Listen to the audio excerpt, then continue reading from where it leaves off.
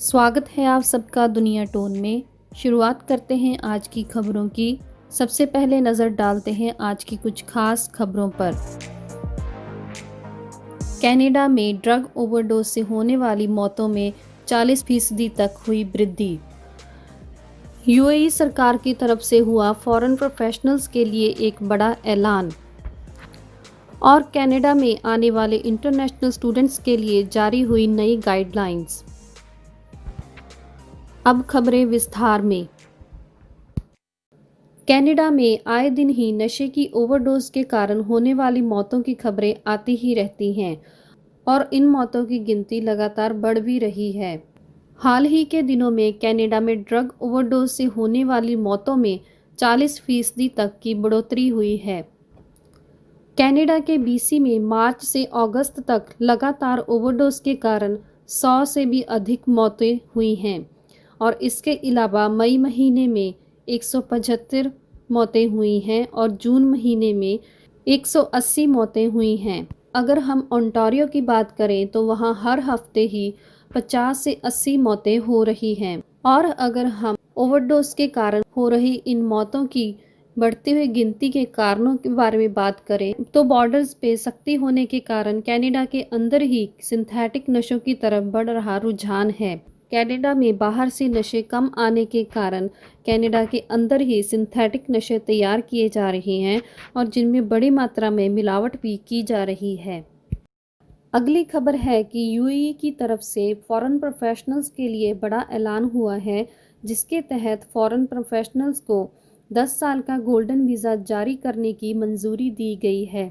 इस golden visa में PhD holder, degree holders, doctors, engineers और यूनिवर्सिटीज़ के कुछ ग्रेजुएट्स को शामिल किया गया है। यहाँ पे बता दें कि यूएई में गोल्डन वीज़ा खाड़ी में प्रतिभाशाली लोगों को फिर से तैयार करने और राष्ट्र निर्माण में उनकी मदद लेने के लिए जारी किया जाता है। यूएई के उपराष्ट्रपति, प्रधानमंत्री और दुबई के शासक शेख मोहम्मद बिन राशिद अल मक्तूम ने ट्विटर पे ट्वीट करके इस बात की घोषणा की है। इस गोल्डन वीज़ा में शामिल श्रेणियों की सूची कुछ इस तरह है: PhD holders, degree holders, doctors, computer engineers, electronics, biotechnologies, UAE से मान्यता प्राप्त यूनिवर्सिटीज़ के ग्रेजुएट्स जिनके पास जीपीए ग्रेड पॉइंट एवरेज 3.8 या इससे ज़्यादा है वो शामिल हैं।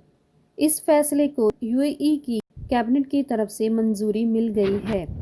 कनाडा में फेडरल सरकार की तरफ से नए आ रहे इंटरनेशनल स्टूडेंट्स के लिए कुछ गाइडलाइंस जारी की गई हैं। इन गाइडलाइंस के अनुसार कोई भी इंटरनेशनल स्टूडेंट जिसके कि किसी भी पारिवारिक मेंबर को महामारी के सिम्टम्स हैं, उनको फ्लाइट में ट्रैवल करने की मंजूरी नहीं दी गई है। इसके अलावा अगर कनाडा पहुंचने पर सिम्टम्स दिखाई देंगे तो मेडिकल ऑफिसर्स की तरफ से जांच की जाएगी और जांच के लिए हॉस्पिटल में भी लेकर जाया जाएगा। इंटरनेशनल स्टूडेंट्स को बॉर्डर सर्विस ऑफिसर्स को ये शो करना होगा कि वो नॉन डिस्क्रिशनरी पर्पस के साथ आ रहे हैं और साथ ही स्टूडेंट्स ये भी बताना होगा कि वो डीएलआई अप्रूव्ड इंस्टीट्यूट के स्टूडेंट हैं। इसके साथ ही स्टूडेंट्स को ट्रैवल ऑथराइजेशन ग्रांट होने के बाद आईआरसीसी स्टूडेंट्स के साथ संपर्क करेगा और अगर विद्यार्थी ने जिस भी स्कूल या कॉलेज में पढ़ाई करने के लिए आना है उसमें कोई भी चेंजेस होती हैं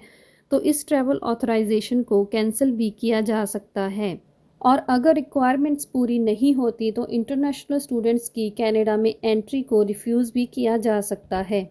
इसके साथ ही स्टूडेंट्स के फैमिली मेंबर्स जैसे कि स्पाउस, डिपेंडेंट बच्चे और लीगल पेरेंट्स भी उन विद्यार्थियों के साथ कनाडा आ सकते हैं और इन सभी को ही कनाडा पहुंचने पर 14 दिन के लिए क्वारंटीन करना होगा और साथ ही मास्क पहनना भी ज़रूरी होगा। ऐसी ही कुछ और खबरें जानने के लिए हमारे चैनल दुनिया टोन को लाइक, सब्सक्राइब करें और सबसे पहले नोटिफिकेशंस प्राप्त करने के लिए बेल आइकन को भी दबाएं। ये थी अब तक की खबरें। ऐसी ही कुछ और अंतर्राष्ट्रीय खबरें लेकर फिर से पेश होंगे। तब तक के लिए धन्यवाद।